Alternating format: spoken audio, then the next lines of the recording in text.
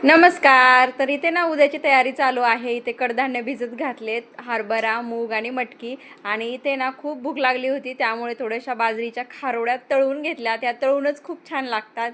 आणि आता सकाळ झालेली आहे. आज आहे ग्रीन कलरची साडी घातली आहे आणि सगळे जे कडधान्य होते ना ते व्यवस्थित भिजलेत. मी याच्यामध्ये बांधून ठेवले होते आणि त्याला थोडेच मोड आले. दुपारच झालेली आहे. तर मला भाजी बनवायची होती म्हणून मी मूग घेतलेले आहे तिथे. आणि मटकी जी आहे मी ती बांधून ठेवली आणि फक्त मुगाची सिंपल भाजी बनवणार आहे. कारण आता वाजलेत 12 आणि आमच्या घरचे 12:30ला जेवायला येतात. मग तोपर्यंत अशी सिंपल भाजी मी बनवलेली आहे. आणि आता थोडंसं कार्यक्रम आहे ते कॉलनीतच जायचं आहे, त्यासाठी ही साडी घालायची आहे. पण साडीची अवस्था बघू शकता तुम्ही कशी झाली आहे. पूर्ण गोळामोळा साडी झाली आहे. हिची इस्त्रीच करून ठेवली नव्हती. आता वेळेवर इस्त्री करायला बसली आणि घाईघाई इस्त्री केली या साडीची आणि मस्त अशी रेडी झाली आहे.